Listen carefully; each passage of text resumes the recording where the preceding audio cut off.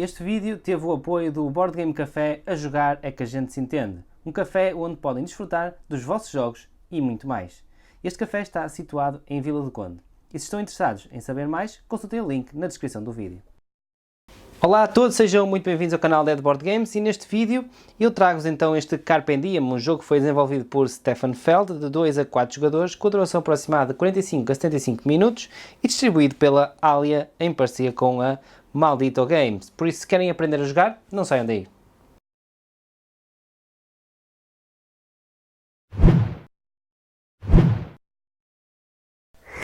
Cá estamos nós para mais um vídeo e se são novos aqui no canal deixem-me apresentar, eu sou o Hugo Oliveira e neste canal tu vais encontrar tudo sobre jogos de tabuleiro e já sabes, se gostaste do vídeo deixa o gosto e ponderem subscrever, partilha o vídeo, ajuda a Dead Board Games a crescer porque a Dead Board Games é feita única e exclusivamente para vocês. Então sem mais demora vamos proceder então ao setup do jogo. Então, vamos começar por fazer a preparação aqui do jogo e vocês devem começar por colocar o tabuleiro principal no centro da mesa e distribuir um tabuleiro individual a cada jogador. Existe então uma preparação do tabuleiro principal e dos jogadores. Vamos começar pela preparação do tabuleiro principal e depois passamos para a preparação individual. Para fazeres a preparação do tabuleiro principal, deves, em primeiro lugar, ir à caixa e encontrar as fichas com o lado verde claro e depois colocares 4 em cada uma destas localidades, ficando com um aspecto semelhante a este. Agora, com as peças verde escuro de fundo, deves colocar 11 nesta linha aqui em baixo, tendo um aspecto semelhante a este. Agora, vamos fazer a preparação da zona dos objetivos e por isso vamos fazer aqui um zoom nesta zona. Para vocês prepararem esta zona, devem ter em atenção o número de jogadores que estão em jogo, tanto na colocação dos objetivos, como na retirada, na quantidade retirada dos mesmos. A quantidade que vocês devem retirar está então presente nas cartas e para saberem quantas é que devem retirar, vocês devem vir então aqui à linha que corresponde ao número de jogadores que fazem parte da partida. A primeira linha corresponde a uma partida para 2 jogadores, a segunda para 3 e a quarta para 4 jogadores. Se tiverem, por exemplo, uma partida para 2 jogadores, duas cartas do objetivo A, para 3, 2 cartas do objetivo A e se tiverem uma partida para 4 jogadores, 3 cartas do objetivo A. E devem fazer este procedimento para os objetivos B, C e D e têm a quantidade de cartas que devem retirar de cada objetivo. Para colocá-las aqui, vocês também têm que ter atenção o número de jogadores. Todos os locais onde tiverem 3 linhas com bolinhas fará parte, ou podem colocar objetivos aqui numa partida para 2, 3 e 4 jogadores. Se só tiverem 2 linhas, só vão utilizar numa partida para 3 ou 4 jogadores. E se tiver só uma linha, só fará parte numa partida, só podem colocar objetivos aqui numa partida para 4 jogadores. Como eu estou numa preparação para 2 jogadores, vocês terão um aspecto semelhante a este. Só de referir que depois de vocês retirarem os objetivos A, B, C e D, vocês devem baralhá-los e depois distribuem aleatoriamente nesta tabela aqui. Os restantes objetivos podem ser retornados à caixa, pois não serão mais utilizados durante esta partida. A preparação agora aqui do tabuleiro principal está completa, vamos então fazer a preparação individual. Como eu já referi, cada jogador começa então com um tabuleiro individual, em seguida deves sortear 4 faixas de moldura aleatoriamente para cada jogador e este deve colocá-lo à volta do seu tabuleiro individual com um aspecto parecido com este. Agora, nestes sítios onde vocês têm este símbolo pequenino de bandeirolas, vocês devem encontrar as fichas correspondentes e colocar uma em cada um destes locais, tendo um aspecto semelhante a este. Cada jogador deve agora escolher uma cor e deve retirar 5 discos dessa mesma cor e um boneco. Este boneco deve ser colocado numa casa aleatoriamente no tabuleiro principal e um dos discos deve ser colocado no início da tabela das bandeirolas. Entrega agora a ficha de primeiro jogador ao jogador mais novo e, por fim, agora deves encontrar as cartas de pontuação e dividi-las por valores 1, 3, 5, 10 e 25 e o primeiro jogador deve receber 8 pontos e o segundo jogador deve receber 9 pontos. Se estiveres numa partida para 4 jogadores, o primeiro recebe 8 pontos e depois cada um irá receber mais um ponto dependendo da ordem de turno, 9, 10 e 11, mas numa partida para 3 jogadores é diferente. O primeiro jogador continua a receber 8 pontos, mas agora o segundo recebe 9 e o terceiro 13 pontos de vitória. As restantes cartas de pontuação podes deixá-las algures na mesa, divididas por valores, ou então assim em pilha, e eu vou deixá-la assim em pilha para a explicação se tornar mais clara. Para finalizar a preparação individual, entrega a cada jogador um tabuleiro de ajuda que deve ser colocado perto da sua área de jogo. Para finalizarem a preparação, devem encontrar as cartas de fonte e colocá-las algures em cima da mesa e também colocarem os diferentes recursos algures na mesa. Eu vou deixar só um exemplar de cada um para a explicação se tornar mais clara. Depois disto, a preparação está feita e vocês podem começar a jogar. Em Carpe Diem, vocês vão tentar construir então a vossa civilização e para isso vão recolher estas fichas que estão aqui para colocá-las no vosso tabuleiro para tornar a vossa cidade mais produtiva, para conseguir então alcançar mais pontos de vitória. Então, o objetivo deste jogo é vocês serem um jogador no fim da partida com mais pontos de vitória. E existem variadíssimas formas de vocês conseguirem pontos neste jogo. A primeira delas, e que ocorre durante o jogo, é então alcançar os objetivos que estão nesta tabela aqui. Existem depois outras formas de pontuar no fim do jogo. A primeira tem a ver então com os vossos recursos, que vocês por cada 2 recursos irão receber então 1 ponto. Também a casa onde vocês terminarem ali na tabela das bandeirolas será somada à vossa pontuação final. Depois também a vossa moldura vos dará pontos no fim do jogo, que eu vou explicar mais adiante no vídeo. Também as cartas de fonte dão-vos outras formas de pontuar. E por fim, por cada chaminé que os telhados das vossas vilas completas tenham, vocês também irão receber uma determinada pontuação. Quanto mais chaminés, mais pontos irão receber. O jogo Carpe Diem está desenvolvido em 4 rondas, ou 4 anos, e assim que todas as fichas tiverem desaparecido, essa ronda está terminada e uma nova se inicia, faz isto durante 4 rondas, ao fim das 4 rondas faz a pontuação final, quem tiver mais pontos vence o jogo. O jogo Carpe Diem, como eu já disse, está desenvolvido então em rondas e cada ronda está dividida em 2 partes. Uma fase de movimentação, onde os jogadores vão andar a movimentar o seu boneco aqui nesta roda central, retirando fichas e colocando as fichas no seu tabuleiro, e depois das fichas terem sido todas escolhidas, procede-se então a uma fase de pontuação que tem a ver com a seleção então dos objetivos que queremos pontuar. Mas para já vamos nos focar na primeira fase, que é então a fase de movimentação do vosso boneco e a seleção de fichas para colocarem então no vosso tabuleiro individual. Na primeira fase, que é a fase de movimentação, vocês estão obrigados a movimentar o vosso boneco e depois a escolher uma ficha para colocar no vosso tabuleiro.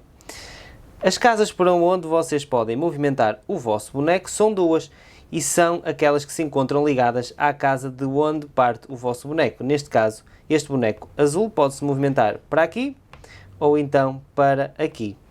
Ele pode inclusive estar noutra casa onde exista outro boneco. Depois de ele ter escolhido o sítio onde se quer movimentar, ele deve escolher uma das fichas e colocar essa mesma ficha no seu tabuleiro individual. Depois desta fase, o seu turno está terminado e é a vez do próximo jogador, que deve repetir este procedimento. Escolher então um dos 2 caminhos possíveis, retirar uma ficha e colocá-la no seu tabuleiro. Em vez de o jogador se movimentar por estas linhas, o jogador pode pagar um pão e deslocar-se para qualquer casa do tabuleiro, inclusive ficar neste espaço, e depois está novamente obrigado a retirar uma ficha para colocar no seu tabuleiro.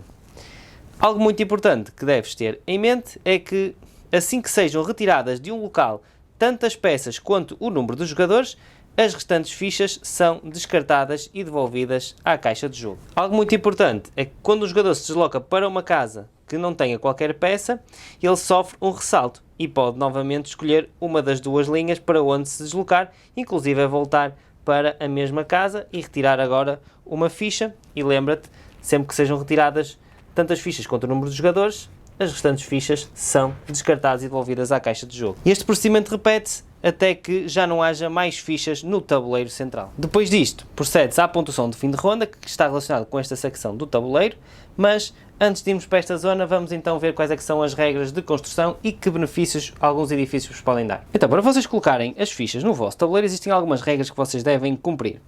A primeira delas é que a primeira ficha deve ir então para este local aqui com uma pá dourada. e quando vocês colocam a ficha, vocês podem colocá-la em qualquer orientação. As fichas subsequentes devem ir para os locais ortogonalmente adjacentes. E outra coisa que vocês devem ter em atenção é sempre que colocam uma nova ficha, esta deve fazer corresponder todos os seus lados às fichas já previamente colocadas. Quando vocês vão colocar uma ficha e existe uma ficha de bandeirola nesse local, vocês retiram essa mesma ficha, avançam 1 na tabela das bandeirolas. Se a casa para onde vocês se vão deslocar estiver ocupada, vocês colocam o disco em cima do disco do outro jogador e serão os primeiros a selecionar os objetivos, mas isso fica para mais adiante no vídeo. E depois colocam então a ficha.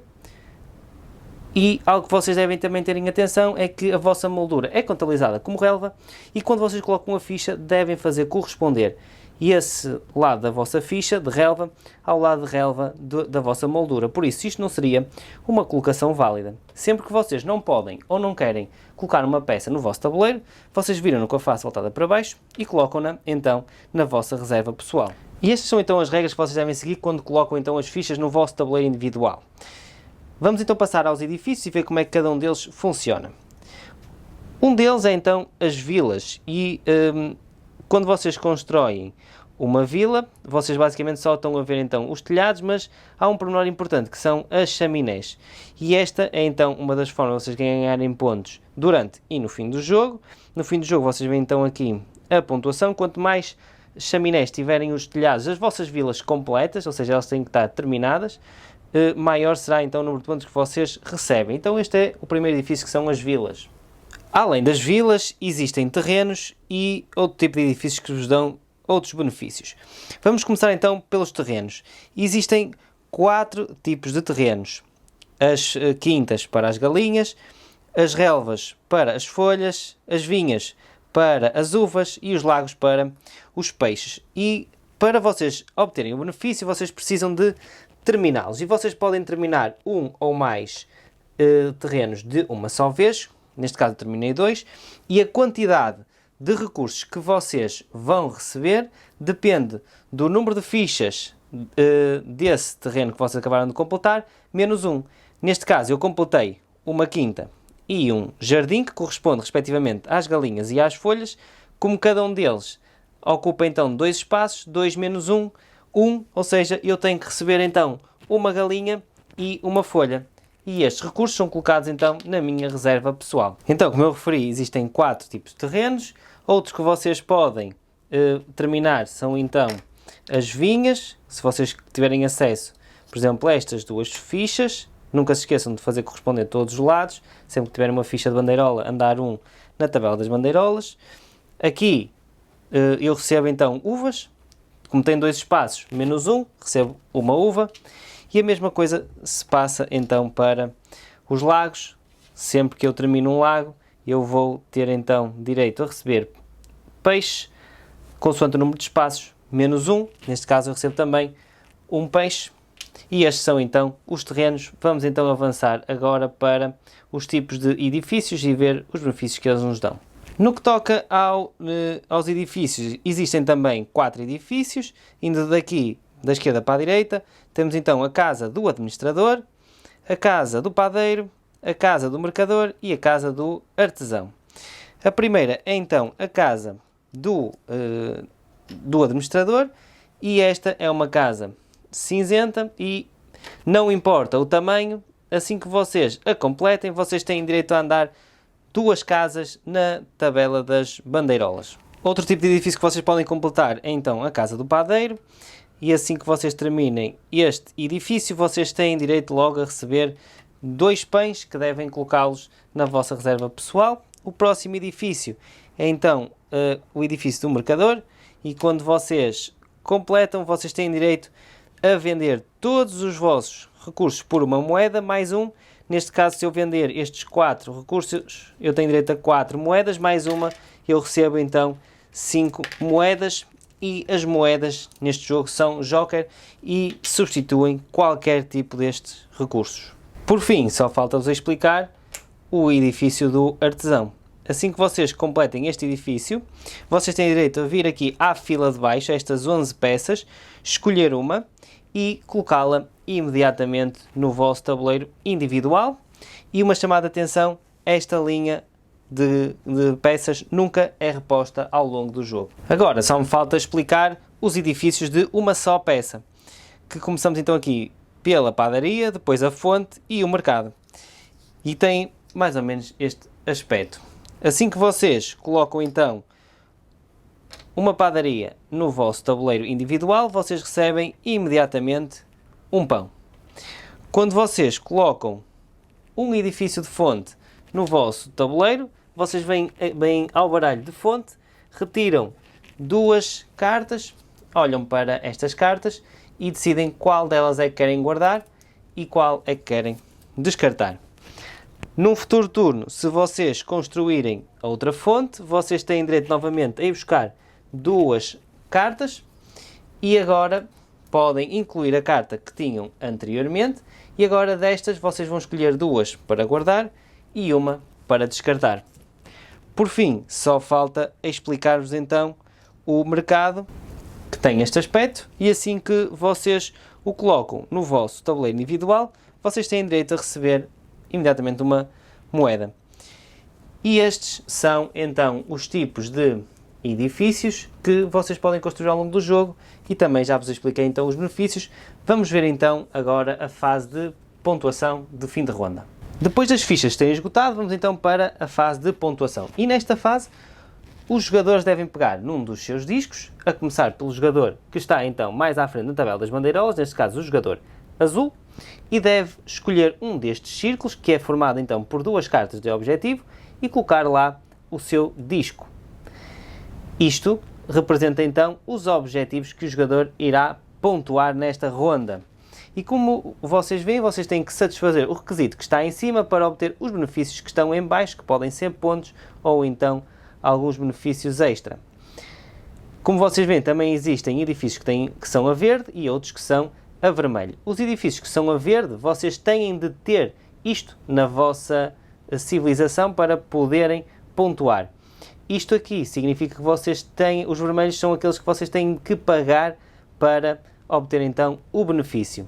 De lembrar que vocês podem pontuar cada um destes múltiplas vezes. Neste caso aqui, por cada vila completa que o jogador tenha, irá receber 3 pontos. E por cada conjunto de 3 uvas que o jogador entregue, irá receber 7 pontos. De lembrar que cada moeda representa então qualquer tipo de mercadoria, por isso para obter então estes 7 pontos, o jogador poderia entregar uma combinação parecida com esta, 2 moedas e uma uva. Também, para cumprir qualquer objetivo, em vez de cumprir o requisito ou entregar o que está aqui escrito, o jogador pode pagar 3 pães e tem automaticamente o objetivo cumprido. E cumprir objetivos é importante porque por cada objetivo que o jogador não consiga alcançar, terá de pagar 4 pontos. Algo de referir também é que cada par de objetivos só é pontuado uma vez, porque assim que vocês colocam lá o disco, este fica aqui até ao fim da partida. Depois de todos os jogadores terem procedido à sua pontuação, esta ronda está terminada e podemos iniciar uma nova ronda. Para preparares a próxima ronda, deves encontrar novamente as fichas com o lado verde claro no seu reverso e colocar 4 fichas novamente em cada uma destes locais. Depois deves passar a ficha do primeiro jogador ao próximo jogador no sentido dos ponteiros do relógio e uma nova ronda está pronta para iniciar e deves proceder da mesma maneira, com o primeiro jogador a movimentar o seu boneco para um destes caminhos, a retirar uma ficha, a colocar no seu tabuleiro e novamente procede-se à pontuação de fim de ronda. Depois disto inicia-se uma nova ronda, preenchendo novamente estes espaços com as fichas de fundo verde claro. Procede-se novamente a mais uma ronda e na quarta ronda o procedimento é que é ligeiramente diferente, porque agora para fazer então a preparação da última ronda vocês devem colocar as fichas de fundo escuro aqui no tabuleiro central. E depois a quarta ronda processa-se da mesma forma que as anteriores. Quando estas fichas se esgotarem, os jogadores procedem então pela última vez à pontuação de fim de ronda e depois de terem feito a pontuação de fim de ronda, procede-se então à pontuação final, que é aquilo que vamos ver neste momento. No fim da partida, vocês podem ter um aspecto semelhante a este. Então, à vossa pontuação que foram conseguidos ao longo do jogo, vocês devem somar então mais uns pontos e para irem pontuando vocês devem tomar como referência então o vosso tabuleiro de ajuda e vamos começar então pelos recursos. Então vocês devem somar todos os recursos, incluindo as fichas de tile que estão então aqui em cima do vosso tabuleiro de ajuda viradas para baixo, somá-las e dividi-las por 2, isto é os pontos que vocês recebem por estes recursos. Então eu tenho aqui 1, 2, 3, 4, eu vou receber então 2 pontos pelos meus recursos. O próximo ponto a pontuar é então a tabela das bandeirolas. Vocês devem receber em pontos o número da casa onde terminaram nesta tabela. Neste caso, o jogador azul terminou na 8ª casa, por isso recebe 8 pontos. O próximo ponto a pontuar é então a vossa moldura.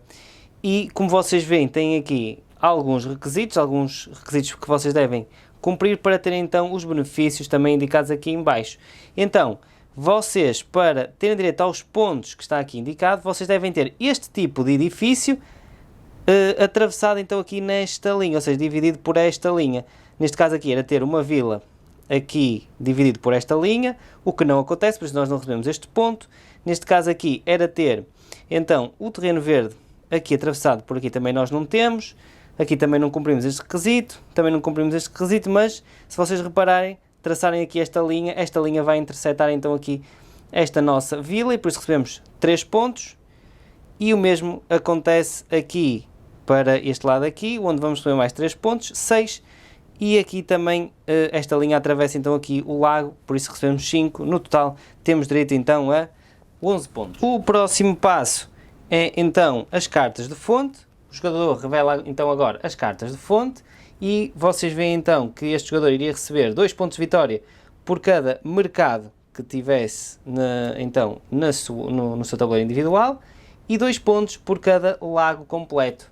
E como vocês veem, o jogador só tem um lago completo e também só tem um mercado, por isso o jogador recebe um total de 4 pontos. E para terminar, o jogador vai pontuar as suas vilas e vai pontuar as vilas que estão completas. Neste caso é só esta vila que o jogador tem e esta está completa, e deve contar o número de chaminés, neste caso 1, 2, 3, 4, 5, 6. O jogador tem então 6 chaminés, ele vai aqui e isto corresponde então a um total de 9 pontos. O jogador adiciona então estes pontos à sua mão e a pontuação é então o somatório disto tudo. O jogador com mais pontos vence o jogo e em caso de empate o jogador que está mais atrás na tabela das bandeirolas é o vencedor. Tempo então agora para dar a minha opinião sobre este jogo Carpe Diem, de Stefan Feld. E tenho que já vos dizer que este jogo está excelente. Mas vamos com calma e vamos começar pelos pontos positivos. O primeiro ponto positivo que salta mais à vista é a simplicidade de mecanismos. De facto, neste jogo não há muito que vocês façam no vosso turno, a não ser movimentar o vosso boneco para uma das duas casas e escolher uma das 4 fichas que estão lá disponíveis para colocar no vosso tabuleiro individual. E esta simplicidade de mecanismos é algo que eu gosto sempre de ver nos jogos de tabuleiro e que não só me agrada a mim, como também facilita muito a explicação depois para as outras pessoas. Aliada a esta simplicidade de mecanismos, o jogo apresenta também muita ou alguma profundidade. De facto, a seleção do sítio para onde vocês vão e a peça que vocês vão retirar tem que ter múltiplas coisas em mente. Primeiro, os objetivos que estão ali de fim de ronda, porque são estes que vos podem dar pontos ou benefícios, mas também são estes que vos podem tirar se não os alcançarem. Depois também têm que terem em conta os benefícios que cada edifício vos dá. Depois também têm que ter atenção à moldura que vocês têm ali e os pontos que vocês estão ou não a tentar alcançar, as cartas de fonte que vocês possam ou não ter e também um pequenino ponto que é vocês também devem estar de olho naquilo que os vossos adversários andam a retirar, porque em algum momento vocês podem ir buscar uma ficha que o vosso adversário possa ter em mente retirar e isso pode de alguma forma diminuir a pontuação do vosso adversário e maximizar a vossa. Algo que também é bastante positivo neste jogo é a sua rejogabilidade. A cada jogo vocês têm objetivos novos, a ordem pelo que saem as fichas também são diferentes, o vosso tabuleiro também será diferente e, como tal, a experiência de jogo que vocês vão ter ou a aproximação estratégica que vocês vão ter ao jogo será ligeiramente diferente e isto também é, sem dúvida, algo que eu gosto bastante de ver nos jogos, rejogabilidade. Algo que também me agrada ver nos jogos de tabuleiro é, então, o facto de todas as ações que vocês possam fazer serem benéficas. De facto, aqui em Carpe Diem, qualquer peça que vocês escolham, vocês terão sempre algo bom para fazer com ela. Seja ir buscar algum recurso, seja terem alguma ação extra, seja pontuar no vosso tabuleiro, seja inclusive descartá-la e pontuar só no final. E quando um jogo tem esta capacidade de vos dar sempre algo bom para fazer no vosso turno, vocês têm aquela sensação recompensadora que estão a fazer algo que é produtivo. Algo que também eu gosto de ver nos jogos de tabuleiro é quando ele se adapta ao número de jogadores, e este jogo faz isso excepcionalmente bem, quer seja pela quantidade de objetivos que saem, que vai alterando consoante o número de jogadores. Também o mecanismo que eles arranjaram aqui para excluir as fichas em determinados números de jogadores.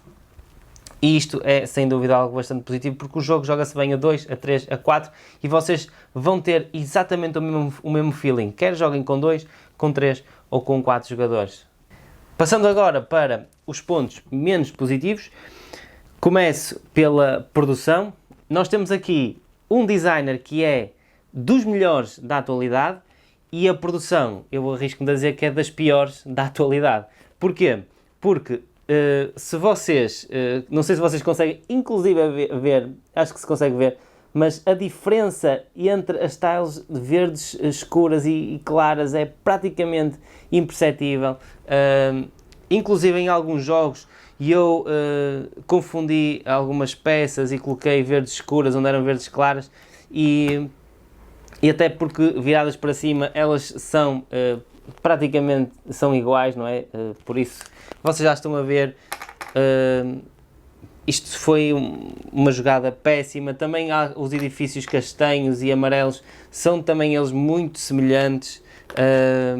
Não sei o que é que se passou aqui com esta produção, mas podiam ter feito algo melhor. O jogo também, a nível estético, não é assim dos mais apelativos, mas vem dentro daquilo que é a Alia. Eu não conheço muitos jogos diferentes desta linhagem, deste estilo de arte da Alia, e por isso a produção foi algo que eu não gostei. Dentro do mecanismo do jogo, a única coisa que me fez confusão foi o facto de haver esta multiplicidade de recursos, ok?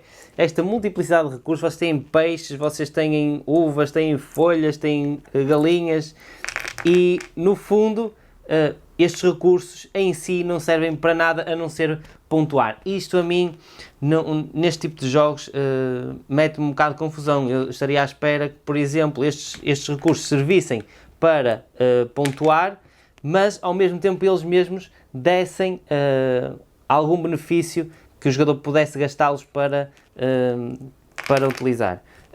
Eles fizeram isso, criaram outros recursos, o pão e a moeda, para fazerem isso. Bem, não sei até que ponto é que isto foi bem jogado. A mim mete-me um bocado de confusão de ter recursos e não os conseguir utilizar para nada, a não ser depois para a pontuação. Para terminar os meus pontos menos positivos, tenho que apontar este jogo, que este jogo pode ser em alguns momentos demasiado penalizador. Se vocês colocarem uma peça que seja errada no vosso tabuleiro individual, vocês podem arruinar por completo o vosso jogo, e vocês vão ter essa percepção quase no fim do jogo, quando quiserem colocar alguma peça e esta não encaixar ali, depois não vai encaixar ali por causa da outra, e já não há volta a dar, e vocês podem inclusive ser bastante penalizados na pontuação final, se estivermos a falar, por exemplo, de uma vila, ou então de outros edifícios que vocês não consigam terminar para pontuar inclusive as cartas de fonte. Por isso tenham isto em mente, este jogo às vezes pode ser um bocadinho penalizador. Pontos pratos na balança, este é um jogo que eu recomendo que vocês joguem, sem dúvida é um dos melhores jogos deste designer, eu adorei jogá-lo, e por isso mesmo recebe um 9 em 10 aqui da Edboard Games. E pronto pessoal, eu espero que vocês tenham gostado do vídeo. Já sabem, se gostaram do vídeo, deixem aquele gosto, subscrevam o canal, partilhem o vídeo e ajudem a Edboard Games a crescer. Eu sei que este vídeo ficou um bocadinho longo, mas foi precisamente porque eu gostei bastante do jogo que eu decidi fazer um vídeo mais alargado, com a explicação de tudo detalhado. Por isso já sabem, se gostaram do vídeo, deixem o gosto, subscrevam o canal, partilhem o vídeo e ajudem a Edboard Games a crescer, porque a Edboard Games é feita única, exclusivamente para vocês. Até um próximo vídeo e joguem muito!